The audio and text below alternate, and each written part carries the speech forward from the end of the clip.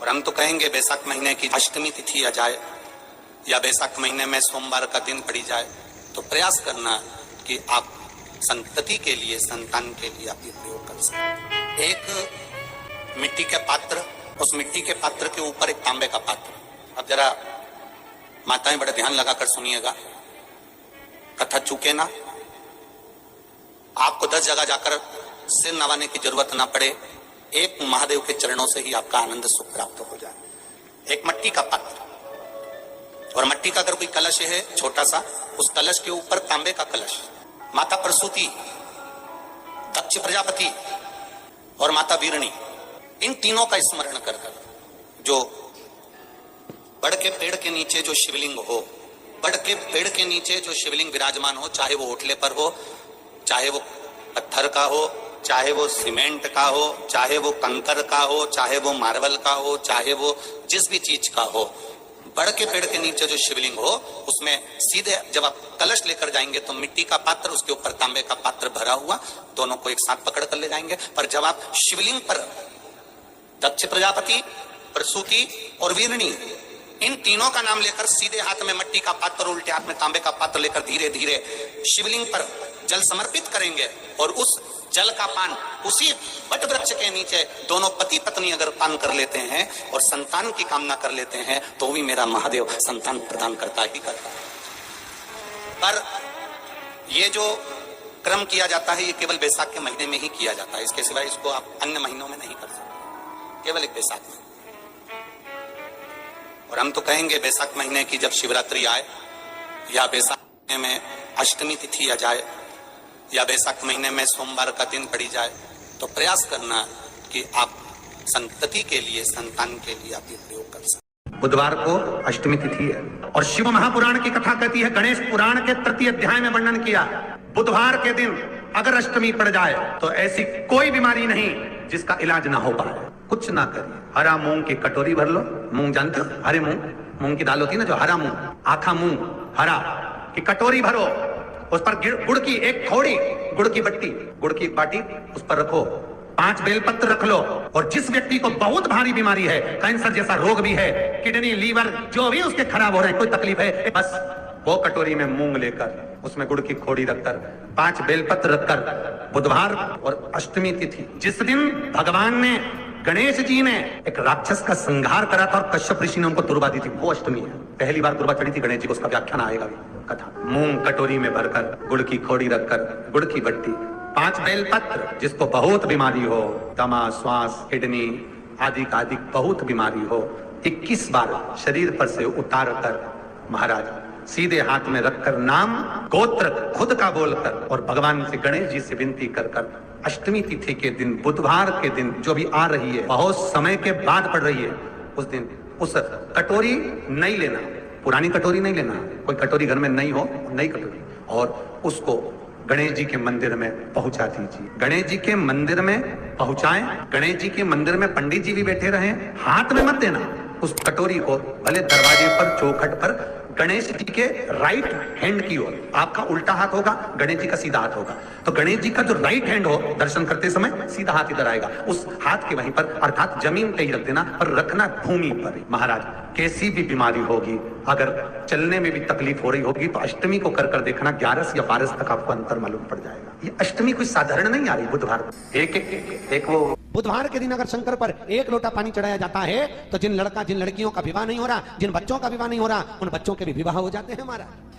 जिनका मंगल विवाह नहीं हो रहा, शादी नहीं हो रही, बहुत परास्त हो गए, अशोक सुंदरी वाली जगह पर हल्दी लगाओ, उस हल्दी को लेकर थोड़ा सा भाग पीपल पर लगाओ और पीपल के वृक्ष के नीचे हाथ में हल्दी को लगा लीजिए। अष्टमी तिथि हो या प्रदोष का दिन, ये 2 में से कभी भी कर सकते। मंगल विवाह वो लिखेगा तो हो, और कैसा लड़का मिलना है, कैसी लड़की मिलना है, कैसा परिवार मिलना है, जैसा चाहिए वैसा शिव जी को बोलो। मेरा निवेदन रहे महाराज, जिन बच्चों के नयन कमजोर हों और जो शिवरात्रि तक भी शहद का इंतजाम ना करते हों, बच्चों के नयन कमजोर हो गए हों, चश्मा चढ़ रहा हो, चश्मा लग रहा हो, उन बच्चों के लिए भी भैरव मंदिर में तेल का दिया लगाकर उसकी काजल बनाकर काल भैरव का स्मरण कर कर उसमें घी मिलाकर भैरव बाबा के नयन बिंदु को लगाकर वही काजल बच्चों की आंख में लगाना प्रारंभ कर दीजिए। नेत्र की रोशनी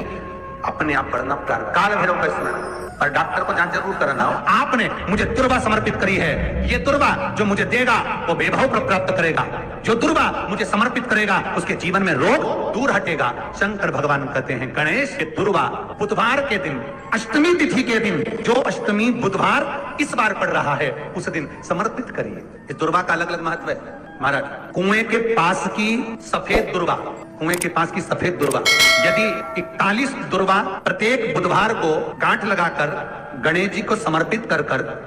वापिस उठाकर उस दुर्वा को खाली पेट, आपके घर में भी गणेश जी होंगे उनको समर्पित करो, खाली पेट इस दुर्वा को केवल चबा चबा कर खा लो और आधे घंटे बाद पानी को पी लो। बुधवार की बुधवार 5 बुधवार करना, गणेश जी को चढ़ाना, सफेद दुर्वा को गणेश जी को समर्पित कर चबा चबा कर खाना। उदर की प्रॉब्लम, जो भी मसा आदि की प्रॉब्लम होती है उदर से जुड़ी हुई होती है, जिस चीज से जुड़ी होगी, पेट की जितनी प्रॉब्लम होगी आपको, जितनी भी प्रॉब्लम होगी वो सारी 5 बुधवार करना, छठे बुधवार को जरूरत ही नहीं पड़ेगी। कितनी भी प्रॉब्लम हो पेट से जुड़ी हुई प्रॉब्लम जितनी भी होगी समाप्त। यही दुर्वा शिव महापुराण की कथा कहती है, यदि 7 दांत गांठ वाली दुर्वा 21 ले लो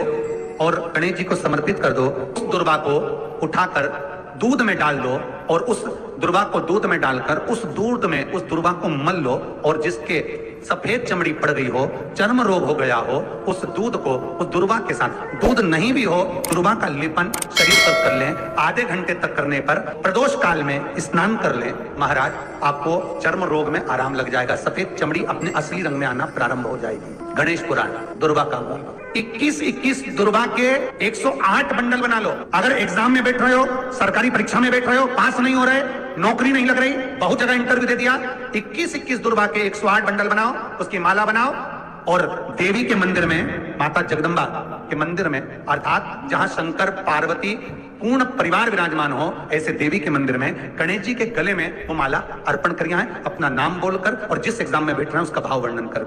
महाराज, और वहीं से एक पुष्प लेकर अपने कमरे में जहां पढ़ते हो कांच की प्लेट में उस फूल को रख दीजिए और दूसरे दिन एग्जाम के लिए चले जाइए, आपको उसका फल अवश्य मिलेगा, अवश्य मिलेगा, आप उसमें उत्तीर्ण होंगे, फल प्राप्त होगा। कल से एक नियम लेना, शमी के वृक्ष की पत्ती, जैसे ये बेलपत्र होता है, शिव को और गणेश को बेलपत्र शमी पत्र समर्पित होता है। आपको कथा में वर्णन किया था, 33 कोटि देवताओं को भले बेलपत्र नहीं चढ़ेगा पर 33 कोटि देवताओं को शमी पत्र चढ़ता है, और उसमें एक गणेश जी महाराज और एक बाबा भोलेनाथ, इन दोनों को शमी समर्पित होता है, शमी पत्र समर्पित होता है। शिव महापुराण की कथा कहती है और गणेश चरित्र अपन श्रवण कर रहे हैं, जिसके घर में संपदा की कमी पड़ती हो, बीमारियां ज्यादा फैल रही हो, बहुत कष्ट हो महाराज, बहुत ज्यादा दुखी हो महाराज, कोई काम नहीं बन रहा, बहुत तकलीफ में हो, तो शमी पत्र, शमी की पत्ती, जहां गणेश जी का स्थान है वहां पर 5 शमी पत्र 5 समर्पित करें और शंकर जी के ऊपर 3 शमी पत्र समर्पित करें। बहुत ध्यान देना, 5 शमी पत्र जहां गणेश जी का स्थान है शिवलिंग में वहां समर्पित करें, 3 शमी पत्र शिवलिंग के ऊपर समर्पित करें। 1 शमी पत्र शंकर जी की चौखट पर लेफ्ट भाग में, जाते समय आपका उल्टा हाथ, जब मंदिर से निकलो तो उल्टे हाथ पर लेफ्ट भाग में शंकर जी की चौखट पर समर्पित करें 1 शमी पत्र। और महाराज टीका दिया, जहां लेफ्ट भाग में आपने शमी पत्र रखा है, मंदिर में ना दिया लगाकर बाहर की ओर जहां शमी पत्र रखा है उसके ठीक साइड में एक घी का दिया लगा दीजिए। गणेश पुराण कहती है भगवान गणेश जी का, मोर ध्वज का, मयूर ध्वज गणेश का नाम लेकर जो ये दीप शमी पत्र चढ़ा देता है, उसके घर से कभी रिद्धि सिद्धि नहीं जाती, वैभव प्रतिष्ठा नहीं जाती। कर देखना, अगले साल तक आपका व्यापार कितना चलता है हमको बताना जरूर, करके देखो एक बार। गणेश पुराण का, शिव महापुराण का ये प्रसंग।